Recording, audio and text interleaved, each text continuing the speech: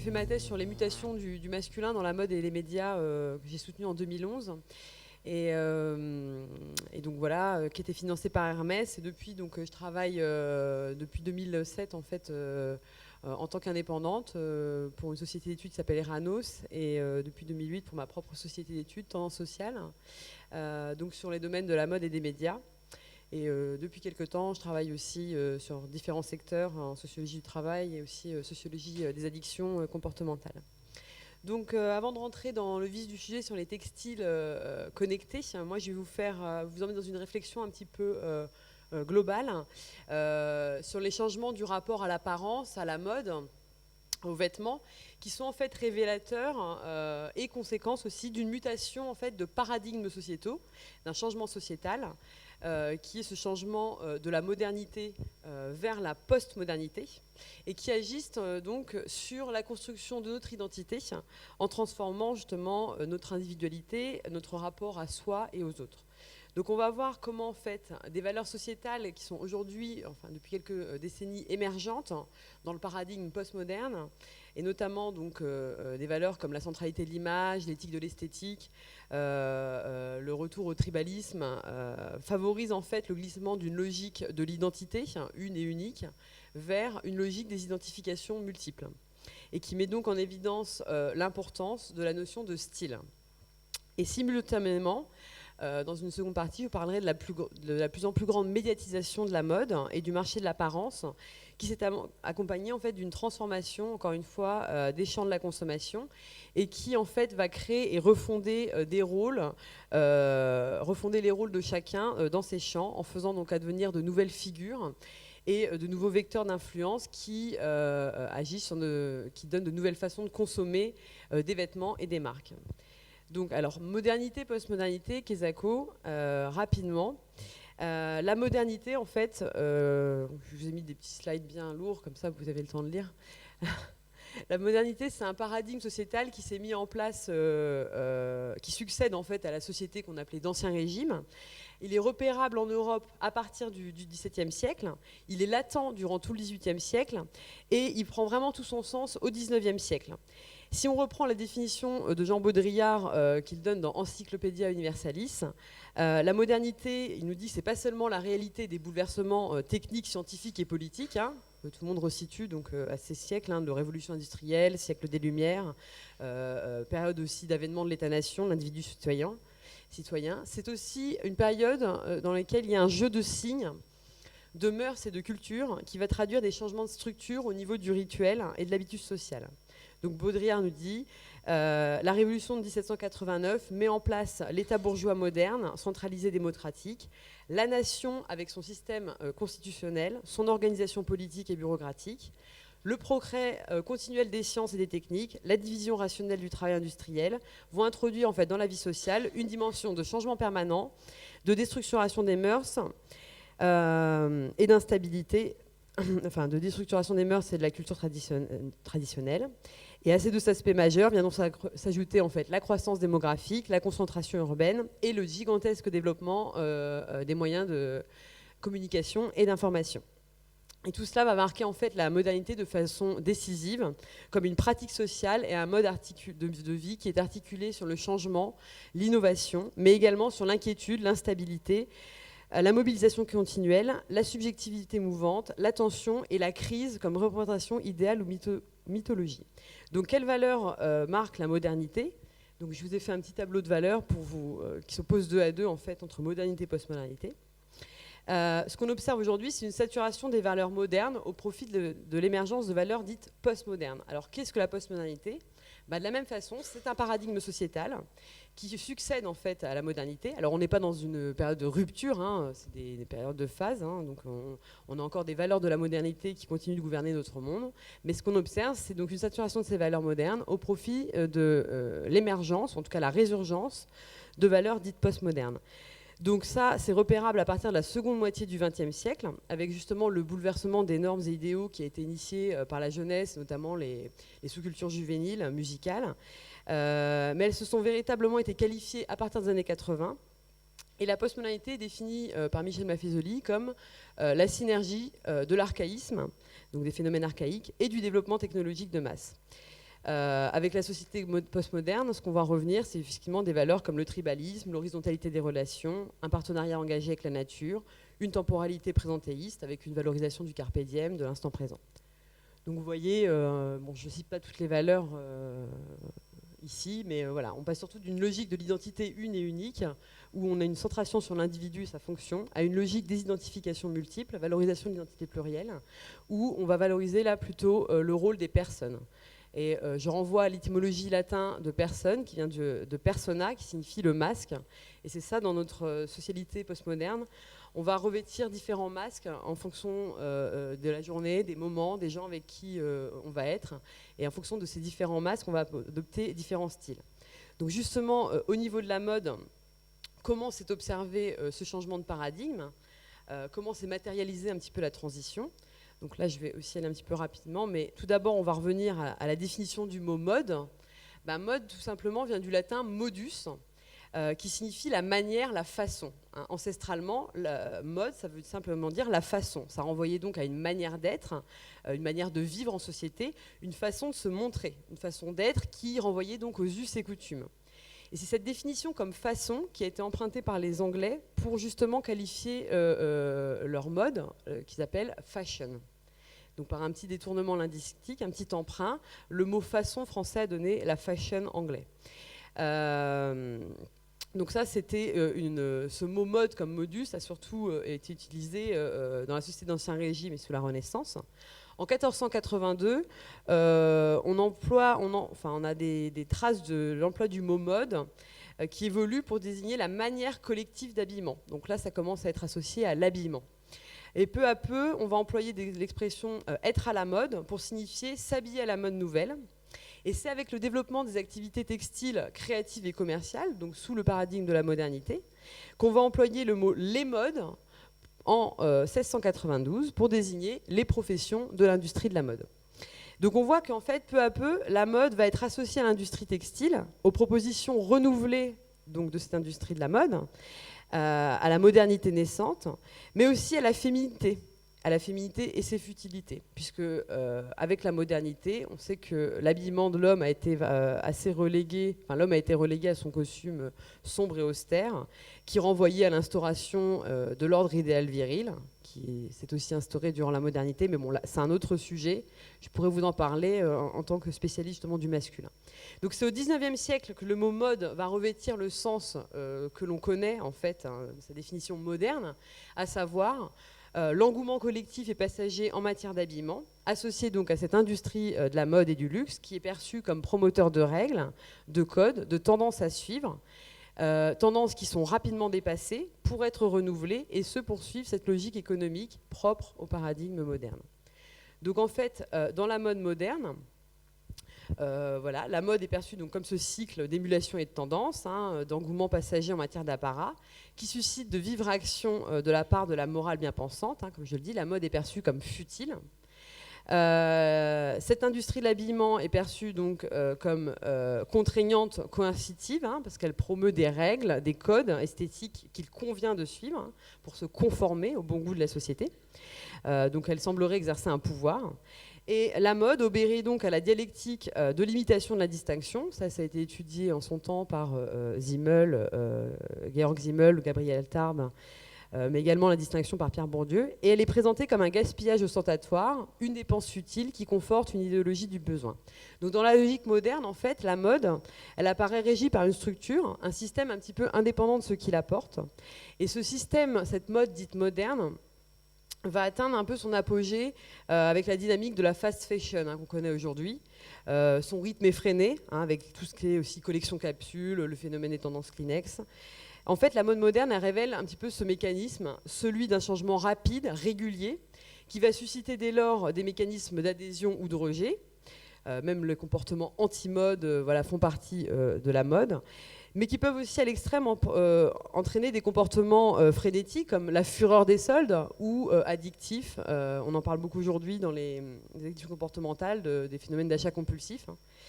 Donc dans ce cadre, les notions de fashion victime, fashionista, fashion addict renvoyaient à des constructions individualistes modernes qui semble un petit peu aujourd'hui dépassé, en tout cas qui ne nous permet pas de comprendre aujourd'hui comment on peut avoir un rapport passionné, fusionnel au monde de la mode sans entrevoir ce rapport comme un rapport pathologique. Ce qui se passe, c'est que la mode postmoderne, en fait, hop, je passe. Donc en fait, on est passé je me suis trompée dans le... Bon, c'est pas grave, je vais passer à ce slide-là. Donc on est passé d'une mode moderne à une mode postmoderne en passant justement d'une consommatrice, enfin en tout cas avant la mode était dédiée aux femmes, une consommatrice qui était seule, on s'adressait à une consommatrice qui était seule, qui éventuellement entretenait des rapports pathologiques à la mode. Quand on parle de fashion victime, fashionista, c'est bien ça, c'est vraiment des notions péjoratives.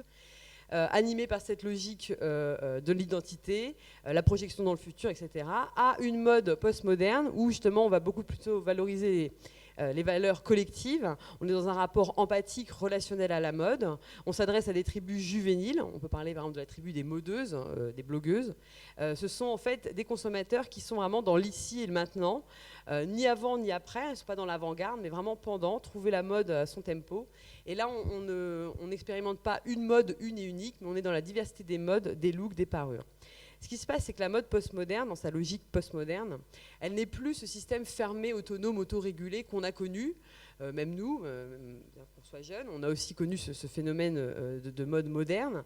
Aujourd'hui, on voit que la mode est beaucoup plus ouverte, beaucoup plus participative, collaborative, elle est vivante, elle est mouvante.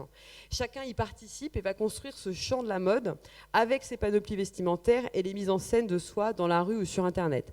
Je ne vais pas vous citer plein d'exemples, mais voilà, on voit qu'il y a plein de styles vestimentaires qui sont nés par en bas, qui sont nés de la rue, à commencer justement par tous les styles issus des cultures musicales underground depuis la fin de la Seconde Guerre mondiale. On voit que ce monde de la mode aujourd'hui se présente comme un monde beaucoup plus ouvert, façonné par les consommateurs qui deviennent donc un petit peu des créateurs au quotidien, des bricoleurs visuels, en tout cas artistes de leur propre style. Et donc ce rapport à la mode se révèle aujourd'hui beaucoup plus sensible, émotionnel, et renvoie en fait à cet art de l'association, de la créativité personnelle, du façonnement de soi et à sa mise en scène dans le théâtre de la rue. Donc dans la socialité postmoderne, en fait, la mode, elle ne se présente pas comme une forme d'injonction ou des formes de codes contraignants, elle apparaît beaucoup plus comme un langage que chacun va utiliser pour communiquer avec autrui. On voit trois dimensions qui sont émergentes dans le rapport à la mode postmoderne. Bon, tout ça, c'est issu d'une grosse enquête que j'ai effectuée sur donc à la fois mon travail de thèse sur le masculin et une enquête sur les consommatrices de mode que j'ai effectuée pour deux marques différentes. Donc trois dimensions émergentes, un rapport plus distancé et réfléchi à la mode, où la mode devient une forme de pensée sensible et sauvage, qui nous permet d'ailleurs de comprendre justement la société. Nous, en tant que sociologues, on va justement se servir de la mode, des images de mode, des discours de mode, tous ces vécus et représentations des acteurs sur la mode pour comprendre ce qui est en train de se passer aussi au niveau de la société. On voit que les consommateurs sont engagés dans un rapport beaucoup plus tribal à la mode, où la mode va devenir un territoire d'échange et de signification avec l'autre. Et la mode va devenir un langage, un bricolage, qui va permettre le façonnement du soi, du self, façonnement de soi au prisme du regard de l'autre. La consommation de mode donc, n'est plus simple consommation ostentatoire de vêtements, qui renvoyait à une place sociale dans la société, en tant qu'objet de pouvoir, de distinction, encore d'avant-gardisme. Le lien que le consommateur va entretenir à la mode et aux vêtements va induire au contraire de complexes rapports au corps, à l'apparence, et de rapport à l'autre, qui va révéler la puissance d'un imaginaire collectif construit autour de croyances partagées, d'expériences ritualisées et de mythes réactualisés. Alors, les consommateurs de mode vont être engagés donc, dans un rapport plus distancé et réfléchi au monde de la mode, un rapport engagé dans un parcours que je dis initiatique, initié par leurs pères, leurs copines, leurs sœurs, des copines qui peuvent être réelles ou même virtuelles, puisque des fois on va avoir cette communauté sur Internet en fonction des blogs que l'on visite. On voit qu'aujourd'hui les consommateurs sont beaucoup plus nomades effectivement dans ce rapport aux vêtements, aux images de vêtements, à leurs sources d'influence. Ils vagabondent, ils communient vraiment en sens de communion à travers des rites participatifs. Donc séances de shopping, séances photos qui précèdent ou qui succèdent les séances shopping, différents événements, les soirées, les regroupements amicaux, travail, le public. D'où l'importance des nouveaux médias, puisque les blogs, les réseaux sociaux, les réseaux communautaires vont devenir des nouveaux espaces de médiation et de prescription. Les blogs vont participer aussi à ce glissement de la logique de l'identité vers la logique des identifications multiples. Puisque sur les blogs, les discours, les représentations, les informations, les influentes et prescriptives d'achat sont échangées en fait sur le mode de l'intime et du secret. La notion de secret est très importante puisqu'elle va exprimer en fait un code symbolique partagé, un signe de reconnaissance qui induit un petit peu la notion de révélation et qui engendre communauté pour ceux ou celles qui le partagent. Donc le secret va un petit peu revitaliser la banalité du quotidien et c'est bien ça qu'on utilise aussi quand on parle de vente privée, c'est quelque chose qui sera un petit peu réservé, secret, réservé aux initiés. Ce qu'on voit en fait à travers les plateformes numériques, comme les sites de tendance, les blogs mode, réseaux sociaux, c'est qu'il y a une nouvelle dimension, un nouveau regard sur la mode. On passe d'un regard optique qui mettait à distance, qui distinguait, qui rationalisait, qui catégorisait, à une dimension, un regard dit haptique. Cette dimension haptique de la mode va impliquer une rencontre, un rituel, durant lequel la conviction de partager un même territoire, qu'il soit affectif, mental, géographique, imaginaire, va devenir évidente. Et le rapport des individus à la mode postmoderne va être aiguisé par ce regard haptique qui prend en compte donc le ressenti, les affects, les sensations, les émotions. Et c'est ce qu'on entendait dans le discours de nos enquêtés. On leur demandait, pour vous, qu'est-ce que la mode? Et bon, là, j'ai pas le temps de vous présenter tous les verbatims, mais souvent, elles opposaient la mode 2 à 2, justement, en disant, la mode, c'est ça, mais c'est aussi ça, parce qu'elles percevaient un petit peu ce changement, ce glissement. Et ce qui ressortait le plus, c'était, la mode, c'est avant tout un état d'esprit. C'est un courant, un mouvement, une tendance que l'on s'approprie, que l'on ressent, en fait, que l'on va tirer à soi et que l'on va agrémenter, associer pour soi. Ou encore, la mode, c'est se sentir bien dans ses vêtements, c'est un moyen d'expression, une esthétique, un art. Elle valorisait vraiment le côté, effectivement, à la fois émotionnel, sensationnel et esthétique, artistique. Et je renvoie aussi à l'étymologie d'esthétique, qui vient donc de aesthesis, qui veut dire aussi le fait d'éprouver des émotions en commun. Donc ça a vraiment valorisé ce côté communautaire et partage. Enfin, la mode comme langage par le bricolage de son propre style, c'est la dernière dimension. Les nouvelles formes de médiatisation de la mode, effectivement, par les blogs et aussi de dématérialisation de la mode à travers les images médiatiques, font advenir une dimension plus quotidienne dans le rapport à la mode. La mode s'apparente donc à une découverte ludique, une mouvance légère, un lâcher-prise à l'égard de la mode dominante, mais également elle sert de langage en fait. Les consommateurs vont se laisser aller à différentes combinaisons de styles, de juxtaposition de vêtements selon leurs humeurs, la météo, les gens qu'ils vont rencontrer, puis en fonction des journées, des moments, ça ne va pas être les mêmes entre la journée et la soirée. Ils seront toujours dans ce rapport nomade à l'apparence et le vêtement va devoir en tout cas suivre ce désir nomade qui va être de plus en plus important. Donc dans ce parcours initiatique, les consommateurs de vêtements se révèlent un petit peu comme bricoleurs, dans le sens designer de leur propre style.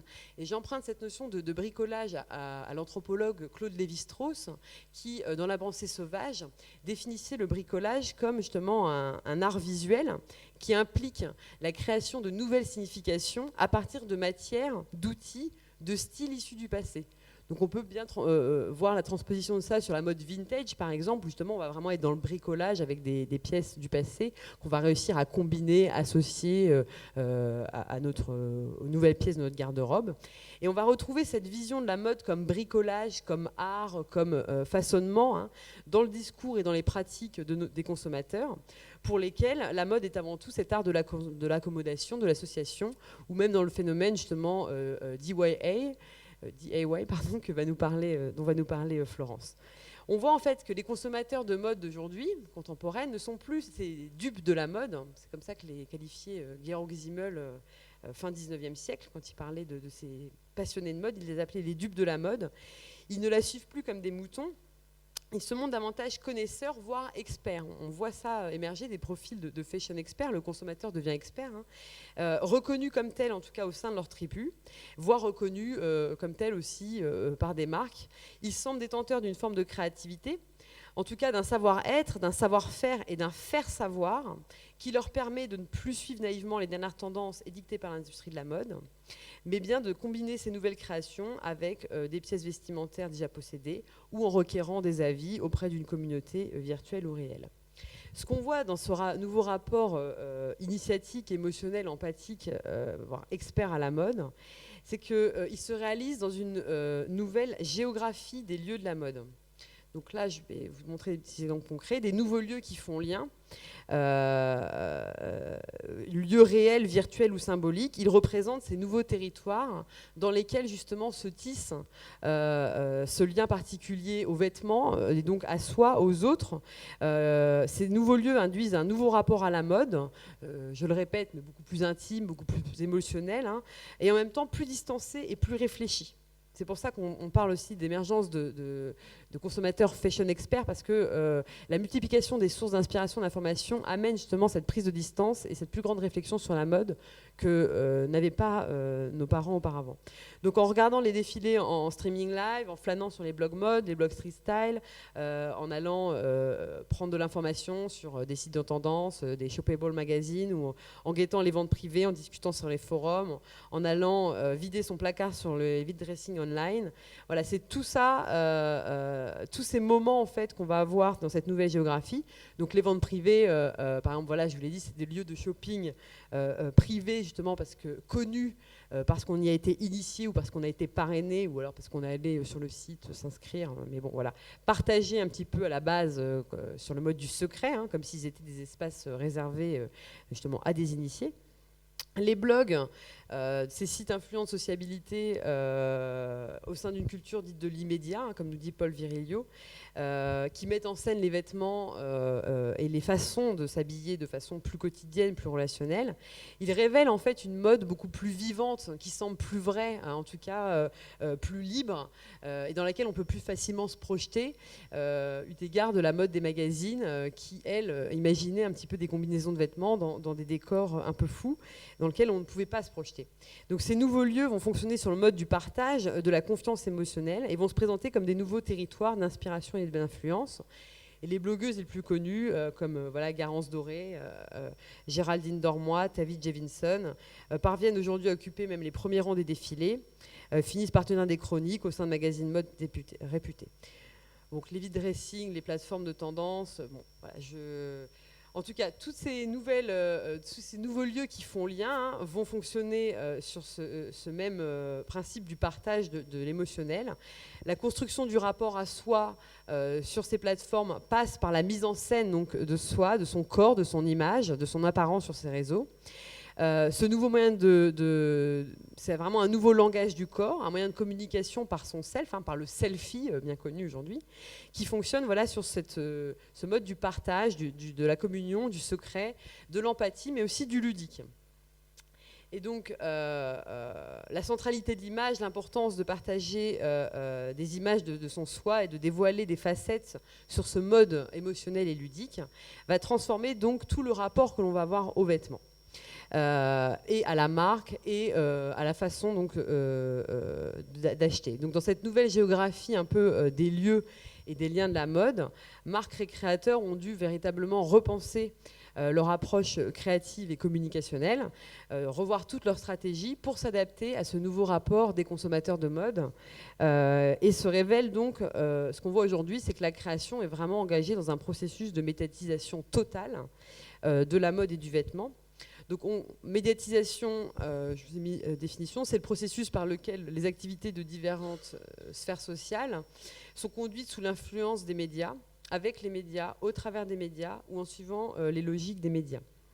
Et ce qu'on voit avec cette médiatisation totale de la mode, c'est qu'il ne s'agit pas simplement de communiquer la mode par les médias, mais bien de faire la mode par et pour les médias, et notamment pour les médias sociaux et numériques, en suivant donc leur logique et la logique de la vitesse, du partage, de la vitesse, du renouvellement perpétuel, logique de réseau, logique d'entertainment et logique de personnalisation.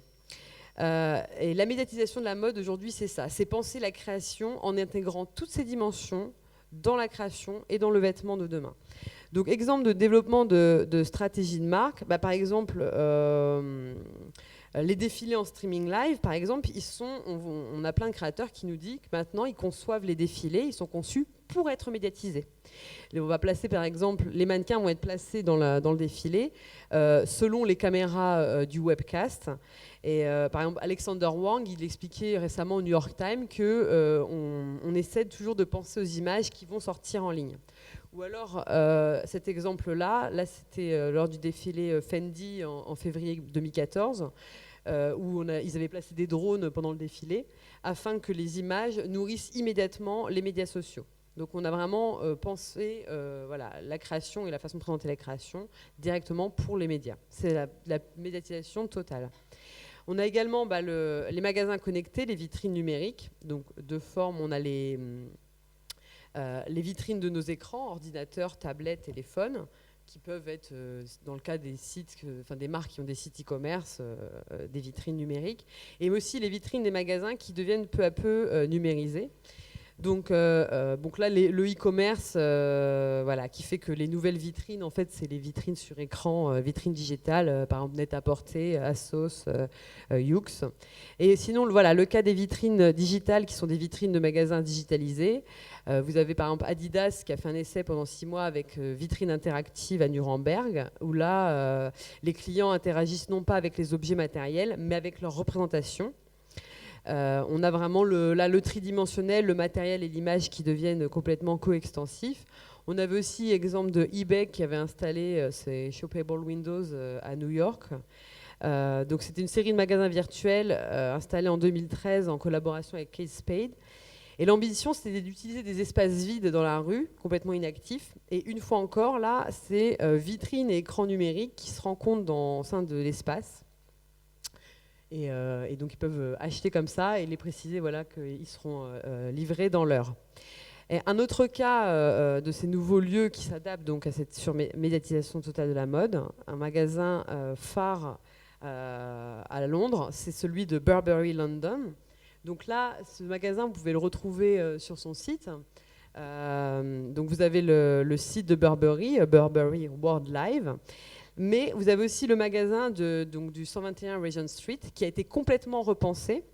Il a été conçu après le site, en tout cas plutôt d'après le site. C'est-à-dire que l'intention, c'était de reproduire toute l'expérience de navigation qui était propre au site en magasin. Donc dès l'entrée, le client est censé avoir une vue générale des différentes sections du département, à l'image du website, donc une vue d'ensemble. Le lieu s'appelle pareil Burberry World Live, comme le website. Et Angela Arendt, qui était l'ancienne PDG de Burberry, elle annonçait au moment de la création de cette refonte du magasin que Burberry Regent Street fait naître pour la première fois notre univers numérique dans un espace physique où les clients peuvent faire l'expérience des facettes diverses de la marque à travers un contenu multimédia immersif, exactement comme ils le font en ligne. Donc passer les portes, c'est comme entrer dans notre site.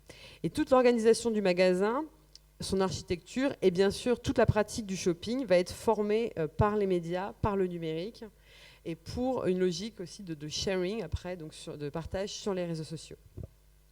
Donc l'hypothèse, c'est qu'en ligne, les choses se font vite, instantanément, et donc il doit en être de même dans le magasin. Donc toujours en suivant la logique aussi de vitesse que j'évoquais plus tôt. Donc on va avoir des écrans numériques partout dans le magasin, une centaine dans tout le magasin, qui sont placés avec un écran géant qui montre des vidéos. Par exemple là, le retransmet le défilé. Et le monde de l'histoire de Burberry, ils vont transformer en fait l'espace en un espace de loisirs. Donc là encore logique de l'entertainment.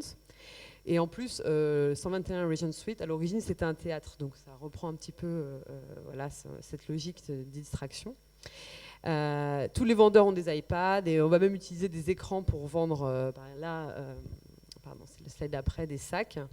Là, en fait, vous prenez les sacs, vous posez le sac sur la table et ça déclenche des contenus multimédia qui le concernent. En plus du service de train sur mesure. Ce qu'on voit en fait, c'est que là, tout devient la mode, le vêtement va être avant tout image. Elizabeth Wilson dit justement, de plus en plus, c'est l'image tout autant que le produit lui-même que l'individu acquiert. Et là, ça semble vraiment plus vrai que jamais. Et chez Burberry, les vêtements aussi sont tous équipés de puces électroniques qui déclenchent les miroirs des cabines d'essayage, lesquels miroirs se transforment en écran. Et le client peut voir donc le vêtement qu'il est en train d'essayer, tel que porté pendant le défilé, et aussi autre image pour suggérer l'accessoire qui ira avec, etc. On voit l'utilisation d'écrans numériques comme miroir, qui est une technologie utilisée par d'autres marques, depuis peu. L'exemple de Diesel dans son magasin à Ginza, donc à Tokyo. Dans ces miroirs, on se voit qu'en fait, comme une image figée, comme une photographie, et on peut jouer avec les visuels. Le shopping, voilà, un exemple qui montre que le shopping devient une expérience ludique, de jeu avec le média, dans un espace qui est pensé pour cette forme d'expérience, un espace donc entièrement médiatisé. Même dispositif pour Adidas, encore une fois, dans son magasin à Hambourg, dispositif de miroir interactif qui est également connecté à Facebook. Et donc la réflexion dans le miroir devient une image qui peut ensuite directement circuler sur vos réseaux sociaux. Uniqlo aussi avait fait un peu la même chose en 2012 dans son magasin du Union Square District à San Francisco. Et en 2013, lors d'une démo de la Digital Signage Expo, donc c'était avec Sharp. Donc en fait, ce qu'on voit, c'est que les écrans numériques, ceux des ordinateurs, ils sont utilisés comme des miroirs, et ce depuis de nombreuses années. Déjà, le phénomène que vous devez connaître des blogueuses beauté qui font donc des tutos pour nous apprendre comment se faire un smoky ou une petite tresse d'épi de blé. Donc voilà, ce parallèle en fait entre l'écran miroir, l'écran numérique. On voit que l'écran va jouer en fait un rôle dans la formation, l'expression de soi, un rôle de miroir. Il va devenir technologie de soi dans le façonnement de son style et de son apparence. La question qu'on peut se poser, c'est celle du rôle des miroirs interactifs et connectés dans cette pratique de soi, comme nouvelle technologie de soi. On a vraiment l'idée d'un soi qui est en réseau, en image, qui est en circulation toujours par l'image, un soi complètement connecté, toujours en représentation, toujours tourné vers une audience publique. Autre cas donc du soi connecté, le cas des pop-up stores connectés. Vous connaissez les pop-up stores, c'est des magasins éphémères. Donc vous pouvez acheter là, par exemple, c'est l'exemple de My Dressing de La Redoute. C'est en ce moment là, depuis le 12 mars, ils ont initié ça. Parce que La Redoute, ça n'existe plus le catalogue papier. Donc ils ont décidé de revoir un petit peu leur distribution. Ils font pas mal d'événements. Là, pour ce qui nous concerne connecté, c'est My Dressing. Donc, c'est une boutique éphémère qui permet aux consommatrices de vivre une expérience de shopping 100% connectée. Donc, vous entrez dans des containers qu'ils ont placés durant quelques jours dans 20 villes de France. Je crois qu'elle va arriver bientôt à Nantes. En ce moment, je crois qu'elle est à Lyon. Donc, vous mettez un bracelet connecté et vous scannez les produits coup de cœur et vous les ajoutez sur des différents corners. Et ça les ajoute à votre wishlist. Et le soir, vous rentrez chez vous et vous recevez un mail donc avec vous informant que toute votre wishlist est disponible et vous la recevrez, etc. le lendemain. Et les bracelets connectés qui sont offerts aux utilisateurs, ils détiennent aussi la playlist musicale de La Redoute, les dossiers de presse des collections femmes et enfants. Enfin voilà, c'est l'idée aussi de transférer le contenu de marque, l'image de marque.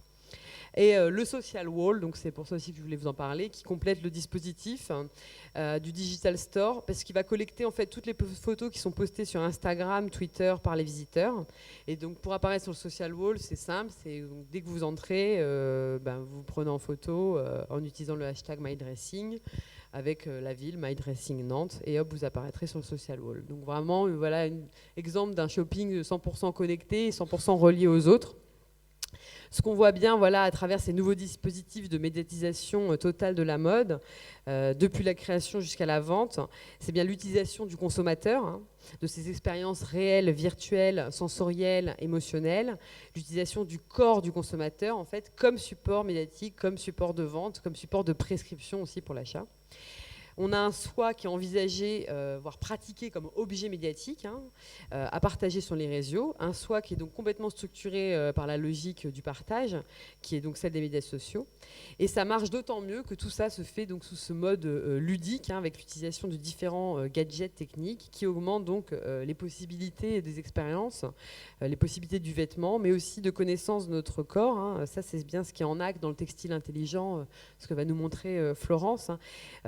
le textile connecté, cette tendance à faire de son apparence une nouvelle technologie de soi, un nouveau façonnement de son self-style par une mesure du corps, le quantified self, voire par une augmentation des prouesses du corps, le corps augmenté, ou encore un corps et ses performances complètement mis en scène, en partage avec toutes nos communautés d'attache. Je ne sais pas si vous faites du sport, moi j'ai une application Nike, c'est vrai que si je veux, à chaque fois que je vais courir, tout le monde peut le savoir et m'encourager. Et voilà, c'est tout ça, c'est voilà, la mise en scène du corps et de ses performances sur les réseaux, où on devient vraiment le corps-objet, objet médiatique, et c'est bien l'horizon de demain avec les textiles intelligents et connectés. C'est ce qu'on cherche aussi nous, hein, c'est d'abord avant tout des techniques de personnalisation. Une technique de personnalisation du vêtement, ça existe depuis quelques années, par exemple avec Nike et ces fameuses Dunk que vous voulez vous faire un modèle unique sur Internet. Mais il y a aussi un événement qui avait été organisé par Prada pendant 2 jours en mars 2014. C'était dans sa boutique à Londres. Elle proposait de challenger les clientes sur leur inventivité, sur leur créativité, en leur permettant en fait de se créer ses propres talons aiguilles personnalisés. Donc c'est un service éphémère qui s'appelait Made to Order décolleté, qui se présentait comme une collection spéciale où vous pouviez marier selon vos désirs, hauteur de talons, couleurs, matériaux, semelles. Et les combinaisons étaient assez multiples, tant les choix étaient infinis. 9 modèles, 5 hauteurs de talons, 3 tons de semelles, 5 matières et plein de couleurs vives, neutres ou pastel. Sans oublier l'ultime mais suprême détail offerte à la cliente qui avait la possibilité d'apposer ses initiales sur les semelles des chaussures, juste en dessous du logo de la marque. Et une fois entériné, le modèle customisé et estampillé était immédiatement envoyé en fabrication faite à la main par les maîtres artisans de la marque, puis livré un mois plus tard dans un emballage au coloris, en harmonie avec les escarpins choisis, bien sûr. Donc non seulement la marque permet à la consommatrice de posséder les escarpins idéaux, hein, puisque fait unique et super confortable, hein, parce que c'est quand même des Prada, mais elle lui donnait aussi le beau rôle, effectivement, en lui confiant le droit de créer en son nom. Donc là, on voit bien le statut voilà, du consommateur-créateur qui devient le créateur de demain, et qui va médiatiser ses ouvrages uniques auprès de sa communauté, et qui va donc lui permettre d'acquérir un statut, voire une aura dans ces champs de la mode et de l'apparence. Avec toutes les nouvelles techniques aussi de chromisme, hein, vêtements comme support d'image, de couleurs interchangeables, l'impression 3D, on voit que les objets de mode et vêtements dont nous sommes nous-mêmes créateurs vont venir en fait construire notre identité comme nous le désirons. Hein, vont façonner notre rapport à soi, notre rapport à l'autre, en devenant un support de communication et d'échange d'informations. Ce qu'on voit en fait, c'est que le vêtement intelligent connecté va créer une nouvelle interface entre notre corps intérieur, l'environnement immédiat et le réseau lointain. Il va donner raison en fait à Henry James qui disait que le moi se compose d'une âme, d'un corps et d'un vêtement. Et si l'avènement des vêtements intelligents et connectés s'apparente à une vraie révolution technique, mais même scientifique et numérique, leurs usages futurs risquent aussi de bouleverser vraiment les interactions sociales. Le vêtement qui nous mesure, qui dit tout de nous, de nos émotions, de nos performances, qui fait de nous des créateurs, va perdre cette fonction originelle de protection et de couverture du corps. Et au contraire, peut-être qu'il nous mettra véritablement à nu, hein, en étant connectés les uns aux autres plus intimement que jamais. On va peut-être pouvoir connaître à distance l'état émotionnel de nos proches, sans leur parler. Peut-être qu'un jour, on aura même connaissance, on va peut-être apprendre la mort de quelqu'un sans que personne ne nous l'annonce, parce que on verra sur notre réseau social que, je ne sais pas, le connecteur émotionnel de telle personne s'est éteint. Voilà, c'est vraiment il y a des choses super positives, mais il y a aussi une ère de la performance, de la transparence qui s'attaque à une frontière de taille, hein, celle de notre enveloppe corporelle, qui enfouit nos plus profondes émotions, nos sensations. Donc voilà, des expériences de l'unicité, de l'inventivité, des nouvelles formes de communication, mais aussi de nouvelles logiques de déconstruction, reconstruction du soi, de l'identité, de nouvelles logiques sociales sous l'influence des médias. C'est à toutes ces expériences présentes et à toutes ces conséquences qu'il faut ouvrir des questionnements ce soir et dans les différentes dates organisées par Stéréolux pour envisager de façon raisonnée notre rapport à la mode et au textile de demain. Voilà, je vous remercie.